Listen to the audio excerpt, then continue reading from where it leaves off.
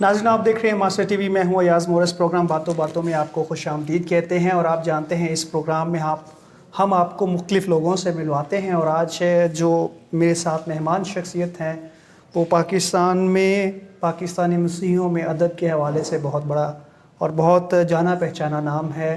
ان کی ذات، ان کا کام اپنی مثال آپ ہے۔ آج ہم ان سے گفتگو کریں گے، ان کی زندگی، ان کی شاعری کے حوالے سے بھی گفتگو ہوگی، اور کچھ ہم ان سے ان کا کلام بھی ان کی زبانی سنیں گے۔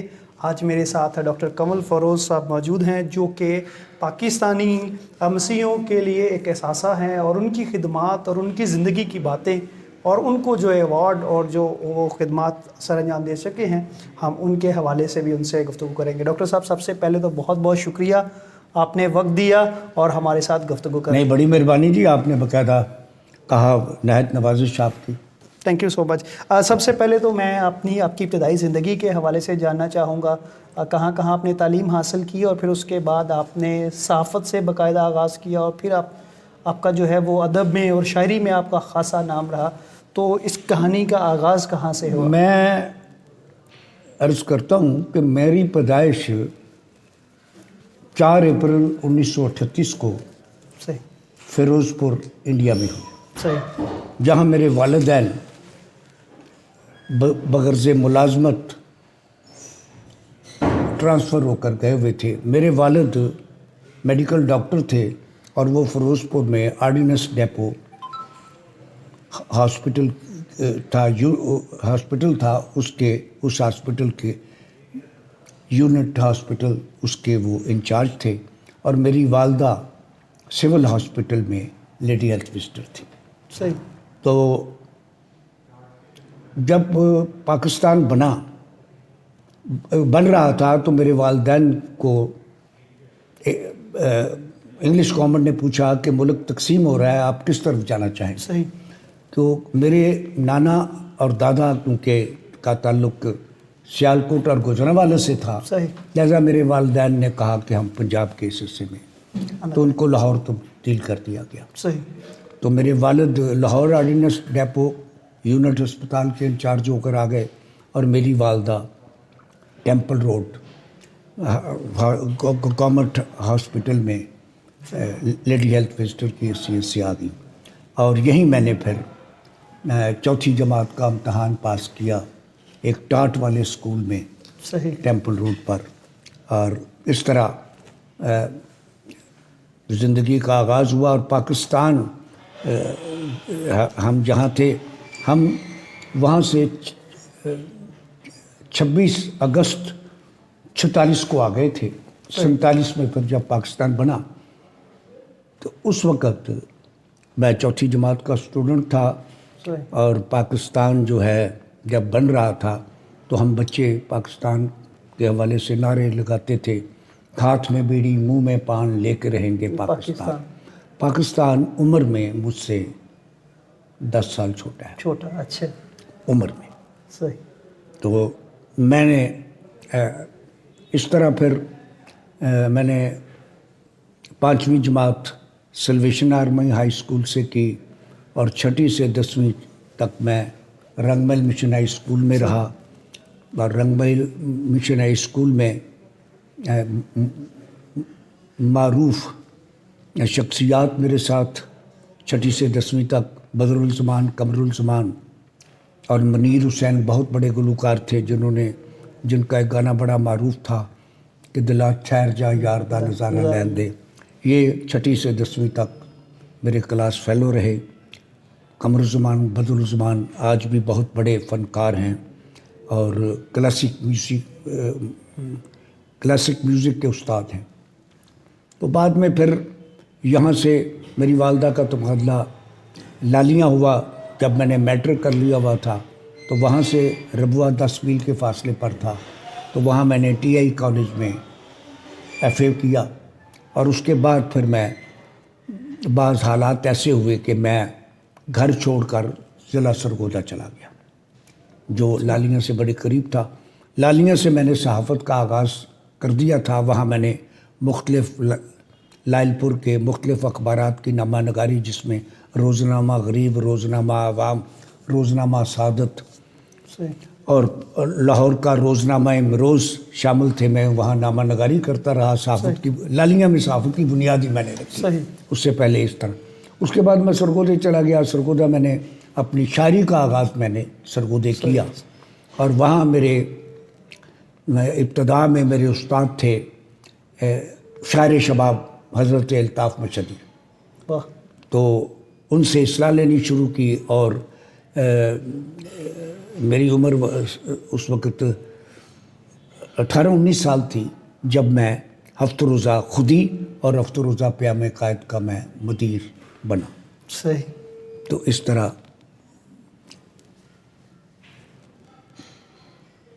صحیح. تو اس طرح میری باقی سارے امتحانات میں نے جو ہیں گریجویشن، ایم اے اور یہ سارے میں نے پرائیویٹ پنجاب یونیورسٹی سے صحیح. کیے. اور لیکن یہ جو صحافت میں میں نے پی ایچ ڈی کی جو ڈگری ہے وہ میں نے یہ کالج آف جرنلزم صحیح. شکاگو سے کی، صحیح.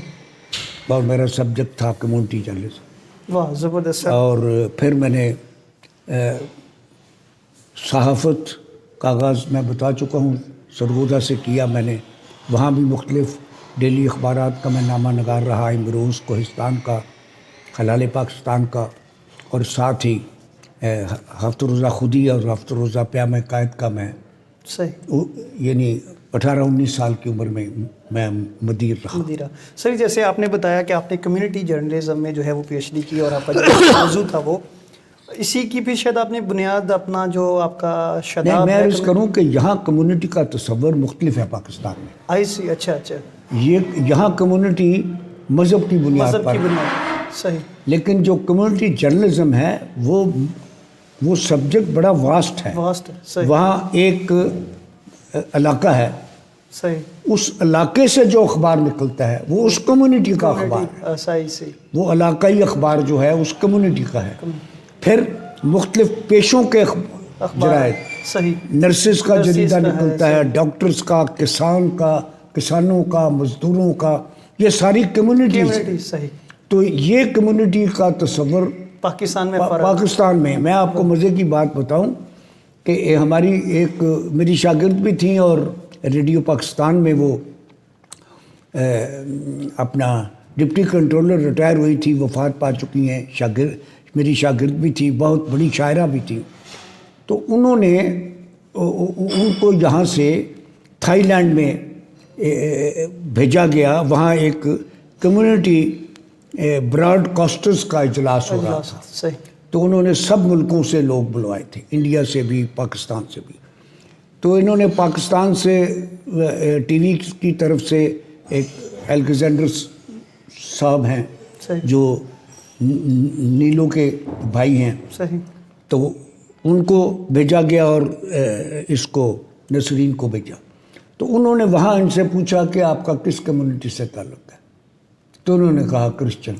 انہوں نے کہا جی کہ کمیونٹی بتائیں کہ کس، یعنی کہ آپ شعبے سے بالکل کس اقلیت سے تعلق ہے آپ کا، کس منارٹی سے تعلق ہے. صحیح. جی کرسچن ہونا ہے کیا؟ یہ نہیں.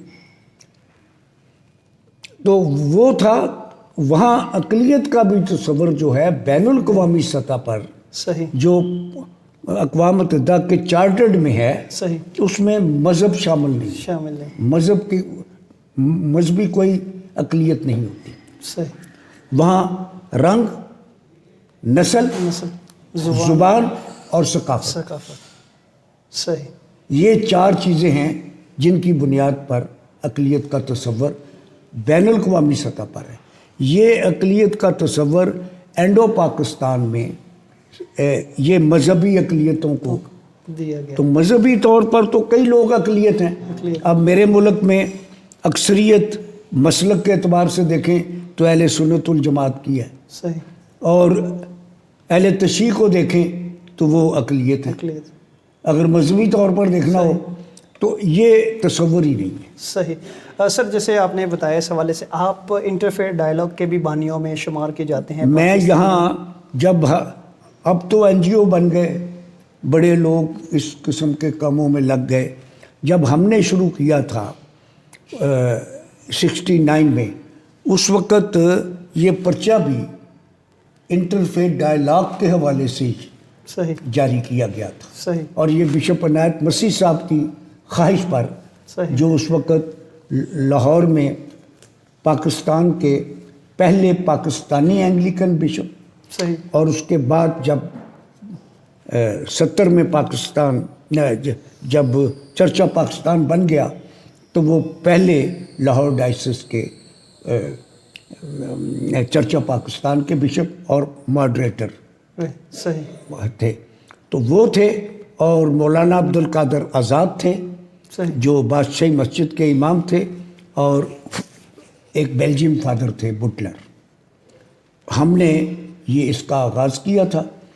بشپ عنایت مسیح نے کہا کہ کنول فیروز, یہ ایسے پرچے بہت چھپ رہے ہیں جس میں صرف بائبل کی آیات, پادریوں کے وعظ, اس قسم کی چیزیں چھپتی ہیں. نہ اس میں ایک ایسا پرچہ ہونا چاہیے جس میں ادب بھی ہو, سیاست بھی ہو, ڈائلاگ ود دی گورنمنٹ بھی ہو, اور اس میں تمام ادیب و شاعر چھپیں, چاہے وہ کسی مذہب, رنگ, نسل سے تعلق رکھتے ہوں. صحیح تو اس قسم کا کوئی پرچہ. تو پھر میں نے یہ پرچہ اس وقت بشپ عنایت مسیح کی خواہش پر 69 میں جاری کیا, صحیح جبکہ چرچا پاکستان 70 میں بنا. اور اس وقت جب چرچا پاکستان بنا ہے تو مجھے بشپ عنایت مسیح صاحب نے چرچا پاکستان کی پبلسٹی کمیٹی کا چیئرمین بنایا. صحیح اور میں نے ساری پبلسٹی کا کام, جب چرچا پاکستان معرض وجود میں آیا جس میں 4 چرچ یونائٹ ہوئے تھے, Anglican, Methodist, church of Scotland اور Lutheran. They emerge them self in a one church, جسے اب ہم چرچا پاکستان کہتے ہیں. صحیح. سر آپ نے یہ جو آپ کا میگزین ہے شداب, یہ گزشتہ کئی سالوں سے میں عرض کر رہا ہوں 51 سال ہو گئے. جی 51 سال ہو گئے ہیں. تو اس کا نام شداب رکھنے کی کوئی خاص وجہ؟ ہاں, اس کی وجہ یہ تھی کہ میں جو بھی نام لکھ کر بھیجتا تھا, صحیح, وہ محکمہ اطلاعات والے, انفارمیشن ڈپارٹمنٹ والے کہتے ہیں یہ پرچہ تو نکل رہا ہے. اچھا, تو میرے بیٹے کا نام تھا شاداب, تو میں نے میں نے وہ لکھ کے بھیج دیا اور ڈیکوریشن لکھ کے. آئی سی. ٹھیک, صحیح. سر پھر آپ کی جو ہے وہ پاکستان کے مسیحی حلقوں میں زیادہ آپ کی صحافت کے حوالے سے آپ کی پہچان ہے, لیکن شاعری کی طرف آپ کا رجحان, اور شاعری میں جو آپ کا مقام ہے اور جو آپ کا کلام ہے وہ بھی عالمی, اس پہ پاکستان کی قومی سطح پر آپ کی وہ پہچان بنا. تو شاعری کا آغاز آپ نے کب کیا, کس سے متاثر ہوئے؟ میں نے عرض کیا, میں نے سرگودا سے کیا, اور وہاں میں نے الطاف مشیری صاحب سے اصلاح لی. اس کے بعد پھر میں لاہور آ گیا. لاہور میں آ کر میں نے پہلے الطاف پرواز صاحب سے اصلاح لی.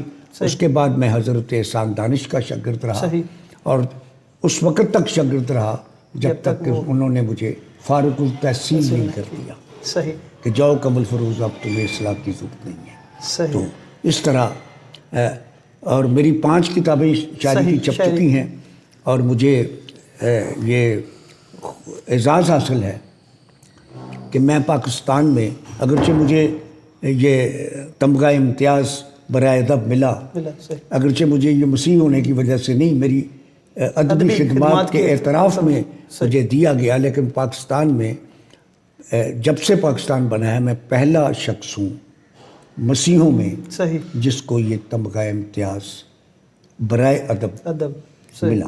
اور یہ مجھے 2009 میں ملا تھا, اور اعلان ہوا تھا, اور 10 میں سلیمان تحصیل صاحب جو بعد میں شہید ہوئے, ان کے توسط سے, جو پنجاب کے گورنر تھے, مجھے ملا.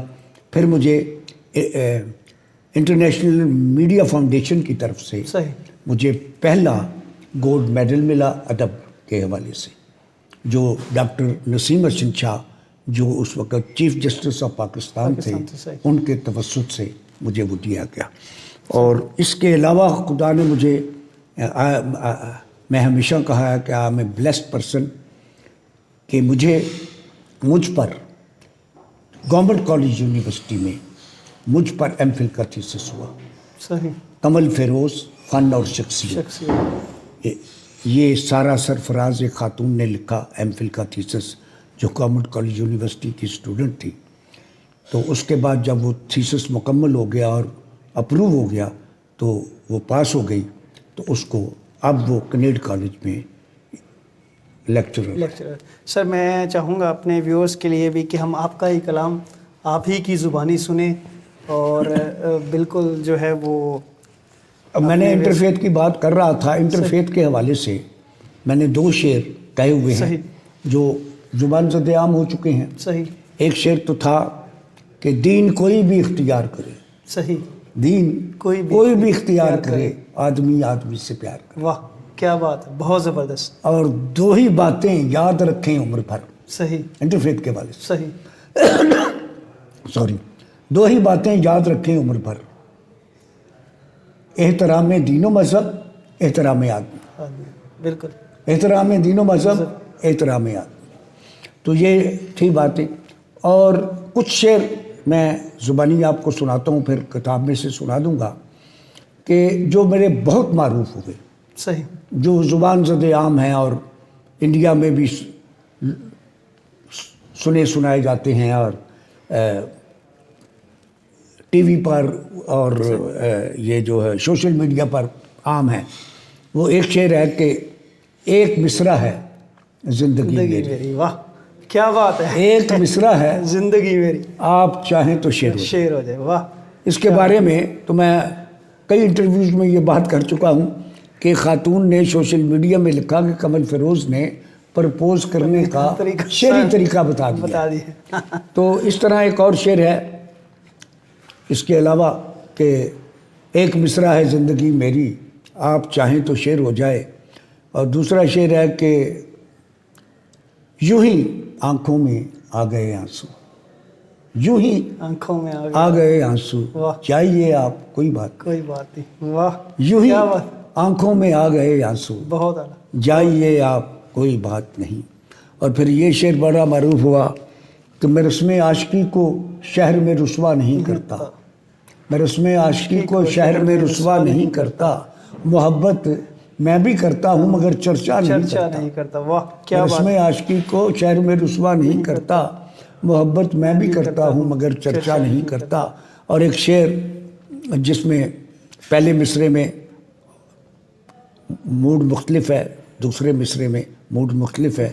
دیکھیے کہ میری بلا سے وہ آئے نہ آئے, میری بلا سے وہ آئے نہ آئے, مگر دل میں تمنا تو رہے. واہ مگر دل میں تمنا تو رہے گی.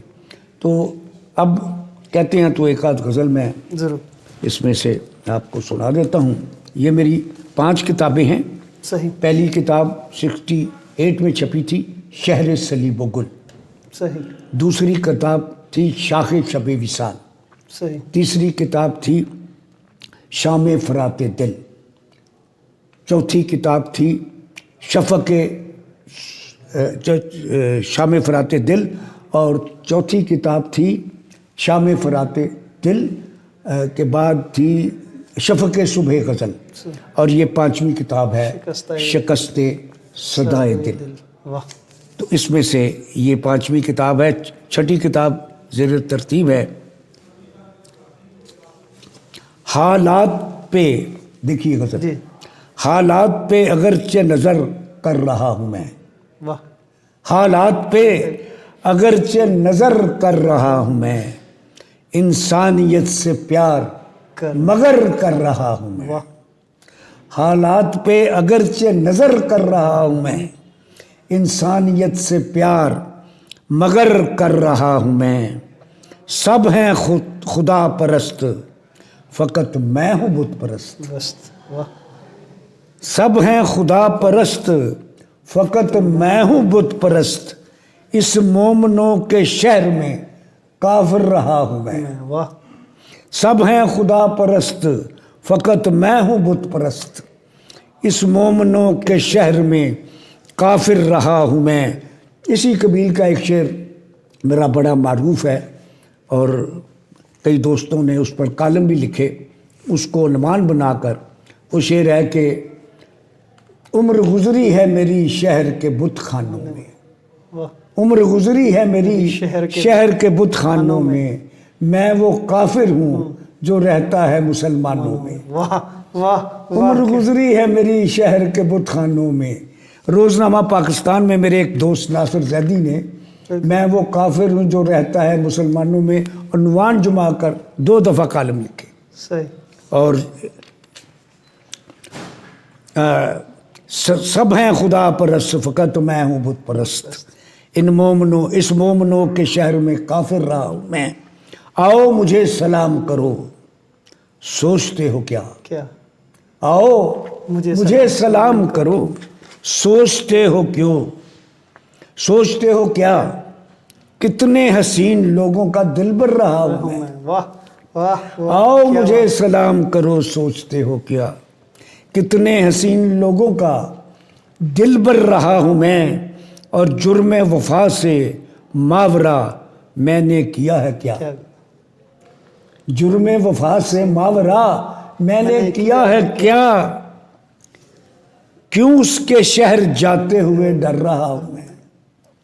جرم وفا سے ماورا میں نے کیا ہے کیا, کیوں اس کے شہر جاتے ہوئے ڈر رہا ہوں میں. جب سے ہوا ہوں دین محبت پہ گامزن, جب سے ہوا ہوں دین محبت پہ گامزن نفرت کے ہر خیال سے بچ کر رہا ہوں میں. واہ. جب سے ہوا ہوں دین محبت پہ گامزن نفرت کے ہر خیال سے بچ کر رہا ہوں میں. ہر بزم میں جو زینت دستار ہو گیا, ہر بزم میں جو زینت دستار ہو گیا اس شہر کم سواد میں وہ سر رہا ہوں میں.